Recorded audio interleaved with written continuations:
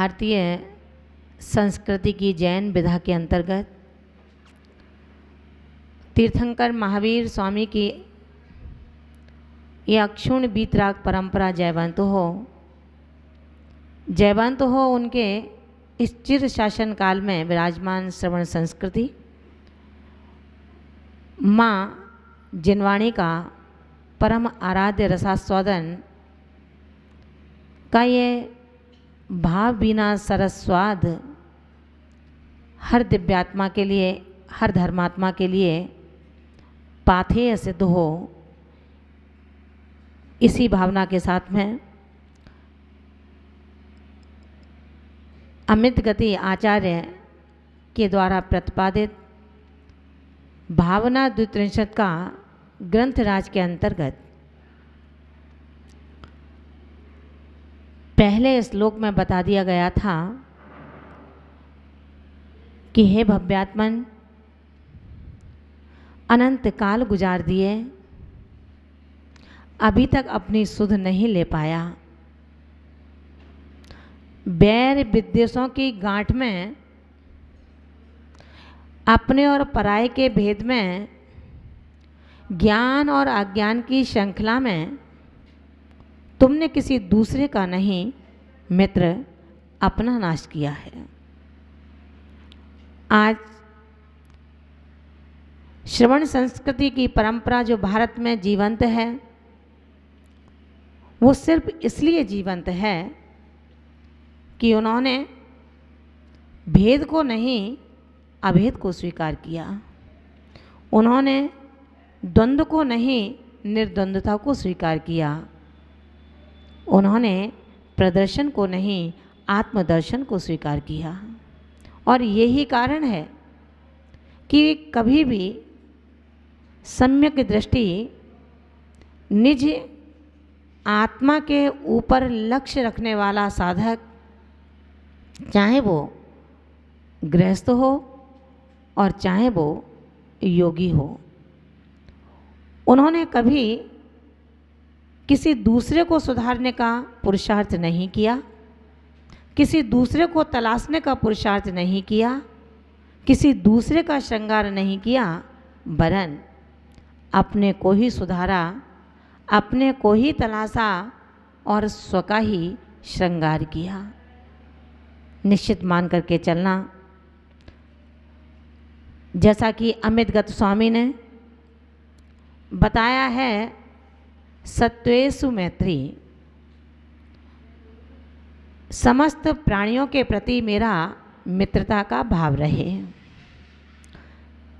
सर्व जीवों में समानता की दृष्टि रहे, मैं उन जीवों का भेद न कर दूं, ये ज्ञानी, ये अज्ञानी, ये मेरा, ये तेरा, ये सुंदर, ये असुंदर, ये भेद की दृष्टि जहाँ हट जाती है वहाँ अभेद दृष्टि रह जाती है। और ये अभेद दृष्टि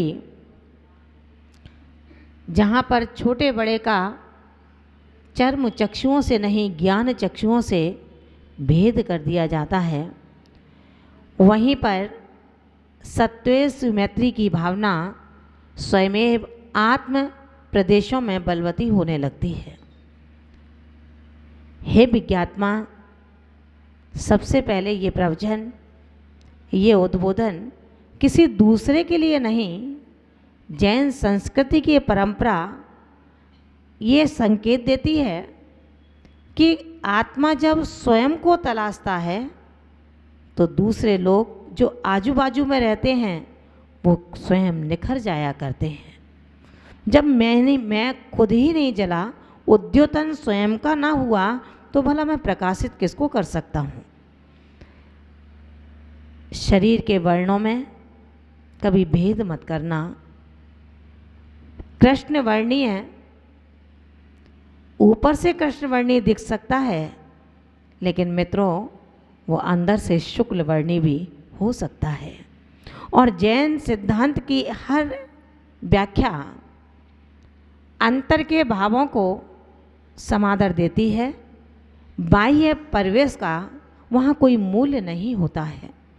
इसलिए हम वर्णों को देखकर अपने आस्था के अंदर, अपनी दृष्टि के अंदर, अपने परिणामों के अंदर कटुता का जन्म ना ले लें, मन को संकुचित ना कर लें। अगर कुछ संकुचित ही करना है तो वात्सल्य को नहीं, दृष्टि को नहीं, वरन अपनी बैर, कालुष्यता, क्रोध, कसायों की निरंतर चल रही तरतमता को संकुचित कर लें। जब हम उसे संकुचित कर लेंगे तो निश्चित मान करके चलना, ये छोटा मन बहुत बड़ा हो जाएगा। ये छोटा दरिया बहुत बड़ा समुद्र का दरिया बन जाएगा। इसमें हृदय की विशालता पर कहीं कोई परेशानी का अनुभव नहीं होता है। और यही कारण है कि जब शरीर का कद छोटा है, उससे मन की विशालता कभी नहीं नापी जाती। याद है ना, इस भरत क्षेत्र के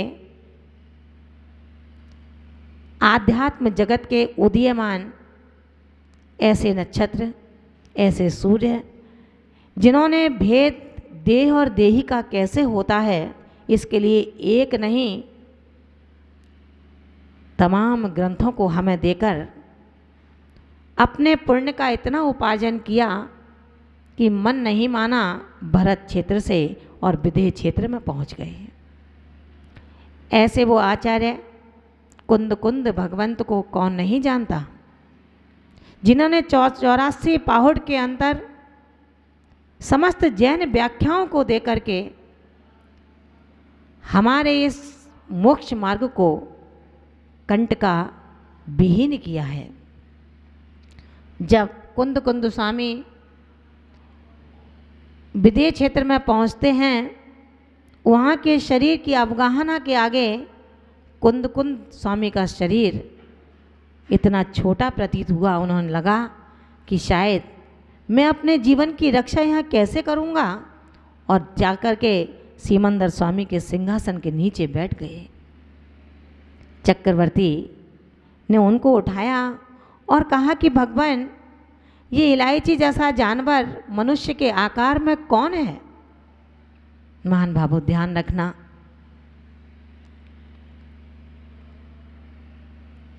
आवाज आती है, चक्रवर्ती ये जानवर नहीं, ये भरत क्षेत्र के महान आचार्य कुंद कुंद भगवंत हैं, जिनके शरीर की अवगाहना कम थी लेकिन ज्ञान के और आत्मा के विशालता की अवगाहना में कहीं कोई कमी नहीं थी। धर्म और धर्मात्माओं के प्रति मेरी जिज्ञासाएं, मेरी वात्सल्य परिणति निरंतर बढ़ती रहे। सत्वेषु मैत्री के इस परिप्रेक्ष्य में राग देश दृष्टि को मैं हटाऊं और वात्सल्य की दृष्टि को बढ़ाऊं। राग द्वेष की इस दृष्टि में मैं कुछ भी साध नहीं सकता। इन्हीं भावनाओं के साथ में आचार्य भगवंत ने कहा, गुणसु प्रमोदम। जब तुम्हारी दृष्टि इतनी विशाल बन जाएगी, प्राणी मात्र के प्रति आप मित्रता का भाव कर लेंगे, मैत्री भाव कर लेंगे, तो गुणवानों को देख करके भला कैसे हर्षातिरेक नहीं होगा। सम्यक दृष्टि की जो दृष्टि होती है वो गुणों पर होती है, और यही कारण है जिनके अंदर गुण मौजूद होते हैं वो अपने गुणस्थानों को बड़ी सहजता में बढ़ा लेते हैं। गुणस्थानों को बढ़ाने के लिए कोई ऐसी प्रतिक्रियाएं नहीं की जाती जो चक्षुमान हो। हमारी प्रतिक्रियाएं दृश्यमान हो। ज्ञानी आत्मा अज्ञानी के दोषों को भी नहीं देखता। ज्ञानी आत्मा हर किसी के गुणों पर अपनी दृष्टिपात रखता है। जैन दर्शन कहता है कि हे भव्यात्माओं, अपनी दृष्टि दुर्योधन की दृष्टि मत बनाओ, अपनी दृष्टि युधिष्ठिर सी दृष्टि बनाओ। महाराज धर्मराज युधिष्ठिर और दुर्योधन की दृष्टि में सिर्फ इतना अंतर है। जब गुरु द्रोणाचार्य ने कहा कि उठाओ ये लड्डू का टोकरा और किसी अच्छे व्यक्ति को, किसी अच्छे पात्र को खिला करके आ जाओ, दुर्योधन उठते हैं, टोकरा को उठाते हैं और सब जगह घूम करके वापस भरा हुआ टोकरा ला करके गुरु द्रोणाचार्य के पास में रख देते हैं कि हे गुरुवर, ऐसा कोई इंसान नहीं मिला जिसके अंदर कोई गुण मौजूद हो। द्रोणाचार्य की दृष्टि धर्मराज युधिष्ठिर पर जाती है। उन्होंने कहा, ओ जाओ, उठाओ इस टोकरी को और कोई अच्छा पात्र मिले उसको खिला करके आ जाओ। युधिष्ठिर ने उस टोकरी को उठाया, अपने आश्रम की सीढ़ियों से नीचे उतरे और जैसे ही नीचे उतरे सारी टोकरी के लड्डू वहाँ पलट दिए और खाली टोकरी लेकर के अपने गुरु के चरणों में पहुँच गए। उन्होंने कहा, क्या हुआ? बोले, गुरुदेव कुछ भी नहीं हुआ, मुझे पात्र मिला और मैंने सारे लड्डू उसके पास डाल दिए। कौन पात्र था? उन्होंने कहा, एक त्रियंच गति का श्वान था जिसके अंदर गुण ही गुण दिखाई दिए, मुझे अवगुण कुछ भी दिखाई नहीं दिया। और चाहिए लड्डू, मैं और उनको खिलाया हूँ। आचार्य भगवान कहते हैं, जो स्वयं गुणवान होता है उसको दूसरे लोग भी गुण युक्त दिखाई देते हैं और जिसके अंदर स्वयं में दोष होता है उनको सभी दोषी दिखाई देते हैं। इसीलिए हम मेरी भावना रोज़ पढ़ते हैं, गुणी जनों को देख हृदय में मेरे प्रेम उमड़ आवे। विद्वत जनों को देख करके एक ज्ञानी आत्मा हर्षातिरेक हो जाता है। हर्ष के अश्रु बिंदु झलक आते हैं कि आज जिनवाणी के सपूत मेरे बीच में आए हैं, इनसे मैं जिनवाणी का रसास्वादन लूँगा। अगर वात्सल्य नहीं होता, गुण नहीं होता, तो निश्चित मानना ये इतिहास कभी जीवित नहीं होता। जैन इतिहास के हर पृष्ठ पर वात्सल्य और गुणों का ऐसा प्राधान्य शब्द झलका है जिसको पढ़ कर के देख कर के हर अज्ञानी आत्मा ने, हर मिथ्या दृष्टि बहिरात्मा ने सम्यक दशा को प्राप्त करके अपने आप को कृत अवस्था में विराजमान किया है। और यही कारण है जब हस्तिनापुर के अंदर 700 मुनिराजों का एक तीव्र प्राण लेवा उपसर्ग चल रहा था, तो मुनि विष्णु कुमार ने उस उपसर्ग को दूर कर दिया। यदि गुण ना होते, उनके बारे में सुनकर के प्रमोद नहीं होता, तो महान भावों, ये सारा इतिहास कभी लिपिबद्ध नहीं होता और कभी जीवित नहीं होता। इसलिए कहा है, गुणवानों की हम इतनी प्रशंसा करें, उनको देख कर के इतने खुश हो रहें, प्रसन्न रहें, और जहाँ पर गुणवानों को देख कर के प्रसन्नता दिखाई न दी, मन प्रमुदित नहीं हुआ, तो समझना कि मेरे अंदर धर्म का एक भी शब्द, धर्म का किंचित भी श्रद्धान अभी जीवित नहीं है। जैन दर्शन कहता है कि यदि किसी के पास गुण दिखाई न दें तो आपको प्रमुदित तो होना है, लेकिन परिणामों को माध्यस्थ बना लेना है। विपरीत वृत्तो माध्यस्थ भावम विपरीत वृत्तो। जहाँ विपरीतता दिखाई दे, जहाँ पर लगे कि मन हर्षातिरेक से भरा नहीं है, तो उन्होंने कहा है भरेगा जब करुणा हृदय में होगी। प्रश्न उठता है, किसके प्रति करुणा? कौन करेगा करुणा? आचार्य अमित गत स्वामी ने दिया है, क्लिष्टेषु जीवेषु कृपा परत्वम।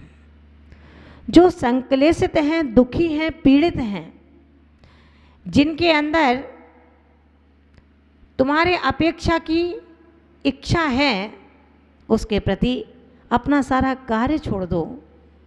लेकिन ऐसे पीड़ित, संक्लेशित जीवों के प्रति करुणा का भाव रखो।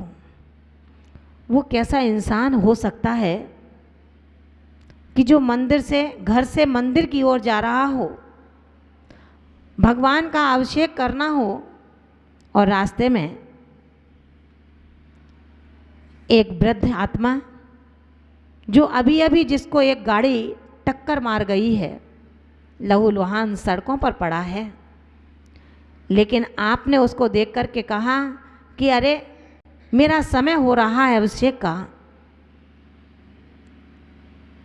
ध्यान रखना हे सुधी श्रावकों, आपको ये ध्यान रखना है कि भगवान का अभिषेक तो बाद में भी हो सकता था, न मंदिर कहीं जाने वाला था और न मंदिर के जिन बिंब कहीं जाने वाले थे, लेकिन जिस आत्मा के अंदर तड़फन है, पीड़ा है, जैन दर्शन कहता है आप भगवान को पूजने जा रहे हो, जो भगवान की आत्मा सिद्धालय में विराजमान हो चुकी है, जो तड़फ रहा है, पीड़ित है, दर्द से कराह रहा है, दुखी है, वो आत्मा साधारण नहीं है, वो भगवान बनने वाला आत्मा है। भाभी भगवान की पीड़ा को मैं नहीं समझ पाया, लेकिन जो मंदिर में जिन बिंब विराजमान हैं उसकी पूजा और अभिषेक के लिए मैंने उस कराहती हुई आत्मा को छोड़ करके अपने कर्तव्य को पूरा करना चाहा, तो निश्चित मान करके चलना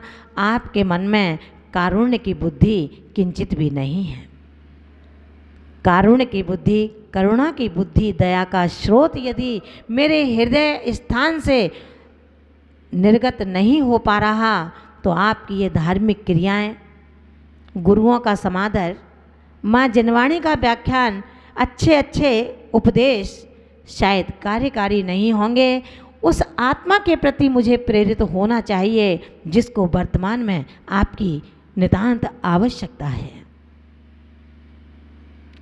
ऐसी आवश्यकता के साथ साथ जब माध्यस्थ भाव कब आएंगे, जब राग द्वेष रहित होगी मेरी दृष्टि, पक्षपात के रहित होगी मेरी दृष्टि। जहाँ पक्षपात का अभाव हो जाता है वहाँ पर माध्यस्थ भावों का जन्म होता है। माध्यस्थ भावों विपरीत वृत्तों, महान भावों, हमें अपने माध्यस्थ भावों को जन्म देना है। मोक्ष मार्ग के विपरीत कोई भी गमन करता है, जिन शासन के विरुद्ध कोई कार्य करता है, आपके गुरु की आज्ञा का पालन नहीं करता, वहाँ पर भी आपको अपने परिणामों को माध्यस्थ भाव प्रदान करने होंगे।